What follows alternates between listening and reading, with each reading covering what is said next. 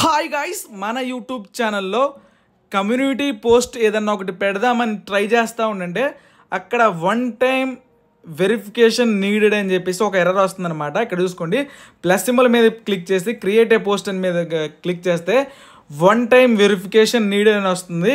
ఇక్కడ చూసుకోండి, use video verification, use your valid ID, build channel history అని.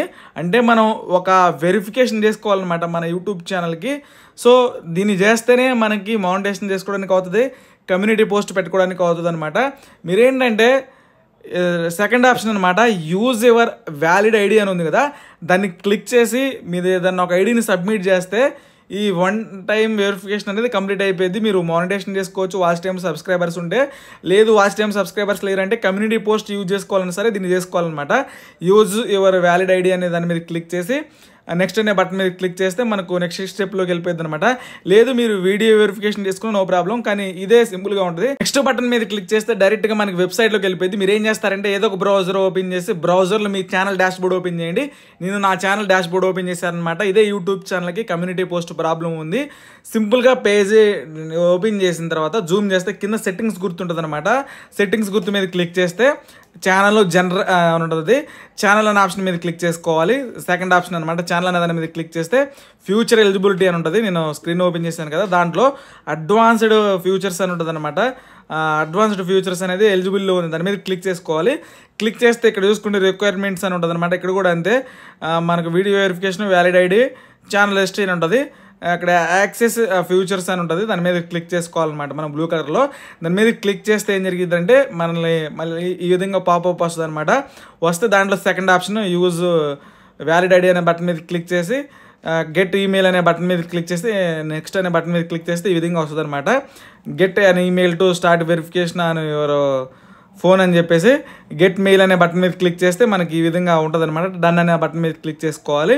So మన ఈమెయిల్కి ఒక లింక్ వస్తుంది అనమాట. ఆ లింక్ ఒకసారి ఓపెన్ చేద్దాం. నేను నా మెయిల్ బాక్స్లోకి వెళ్ళిపోయాను, చూసుకోండి పైన మెయిల్ కూడా వచ్చింది.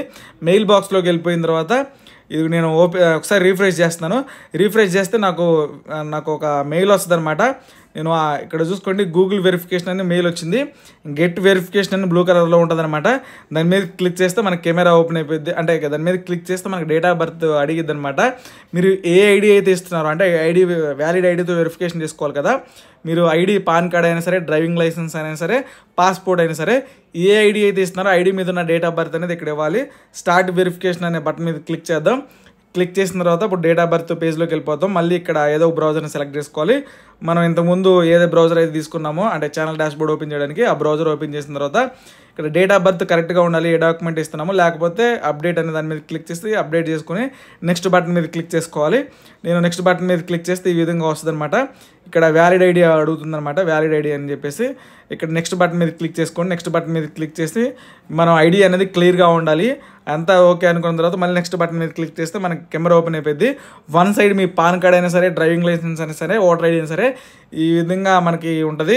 ఫోటో క్లిక్ అని ఉంటుంది, ఇక్కడ కెమెరా సింబల్ షటర్, దాని మీద క్లిక్ చేసి సబ్మిట్ అనే బటన్ మీద క్లిక్ చేస్తే మనకి 1 or 2 daysలో ఐడి వెరిఫికేషన్ కంప్లీట్, అంటే మనకి వన్ టైం వెరిఫికేషన్ కంప్లీట్ అయిపోయిందని చెప్పేసి వస్తుంది.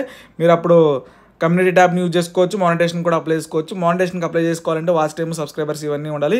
ఈ విధంగా చేసుకోవచ్చు. వీడియో అర్థం కాకపోతే మళ్ళీ ఒకసారి చూడండి, ఏదైనా డౌట్ ఉంటే వాట్సాప్లో